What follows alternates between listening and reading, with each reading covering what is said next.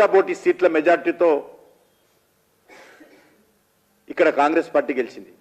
అదే మధ్యప్రదేశ్లో, అదే ఛత్తీస్గఢ్లో, అదే రాజస్థాన్లో అబ్సల్యూట్ మెజార్టీతో, అద్భుతమైనటువంటి మెజార్టీతో, ప్రజల ఆశీస్సులతో అక్కడ కాంగ్రెస్ పార్టీని కాదని అక్కడ భారతీయ జనతా పార్టీ జెండా ఎగిరింది.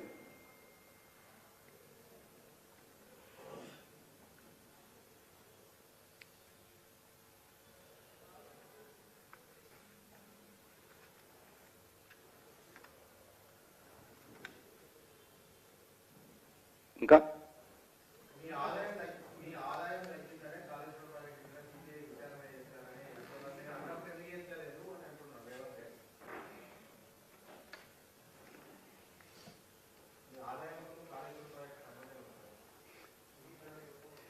మిత్రులందరికీ నమస్కారం. ఇందులో కాళేశ్వరం ప్రాజెక్టు విషయంలో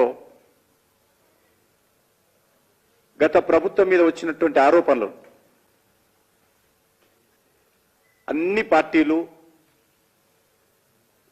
అన్ని సామాజిక సంస్థలు, తెలంగాణ ఉద్యమకారులు, అన్ని సోషల్ మీడియాలో ఉన్నటువంటి వ్యక్తులందరూ కూడా ఏ రకంగా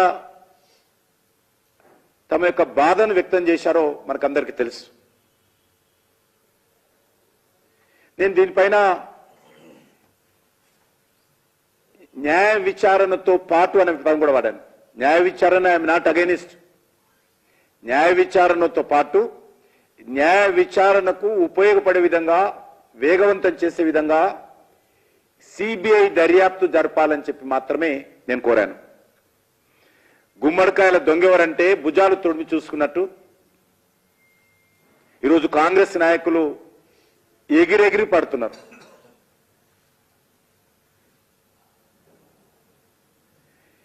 ఈరోజు ముఖ్యమంత్రిగా ఉన్నటువంటి వ్యక్తి గతంలో పార్లమెంట్ సభ్యుడిగా కాళేశ్వరానికి సంబంధించినటువంటి అవినీతి ఆరోపణల పైన పూర్తి వివరాలు నా దగ్గర ఉన్నాయి. నేను సిబిఐకి ఇస్తున్నాను, సిబిఐకి ఉత్తరం రాస్తున్నానని చెప్పాడు. రాశారా లేదా ఆయన చెప్పాలి. మీరు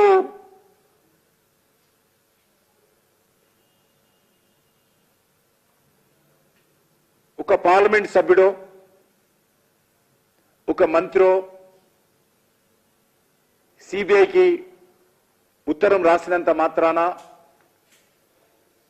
తెలంగాణలో సిబిఐ దర్యాప్తు చేయడానికి అవకాశం లేదు. తెలంగాణలో సిబిఐ రాకుండా TRS party, BRS party, KCR చట్టం చేసిన విషయం అందరికీ తెలుసు. మరి మన మంత్రులు అంటారు, ఇన్ని రోజులు సిబిఐ ఏం చేసింది? గతంలో ఇదే విషయం చెప్పాము, ఇప్పుడు అదే విషయం చెప్తా ఉన్నాం. గతంలో సిబిఐ రాకుండా బీఆర్ఎస్ పార్టీ అడ్డుకుంది. మీరు అప్పుడు సిబిఐ డిమాండ్ చేశారు. ఈనాటి ముఖ్యమంత్రి, ఆనాటి పార్లమెంట్ సభ్యుడు సిబిఐకి ఉత్తరం రాశాడు. కాబట్టి ఇప్పుడు మీకే అవకాశం వచ్చింది. సిబిఐ దర్యాప్తు చేయడానికి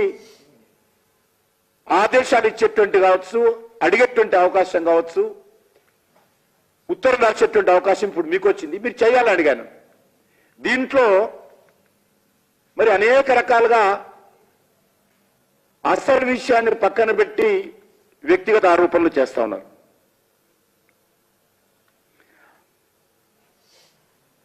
నేను ఇప్పుడు కూడా మనవి చేస్తా ఉన్నాను, ముఖ్యమంత్రి హోదాలో రాష్ట్ర ప్రభుత్వం తరఫున ఇప్పుడు రాయండి ఉత్తరం. ఇప్పుడు తప్పకుండా సిబిఐ దర్యాప్తు చేస్తుంది.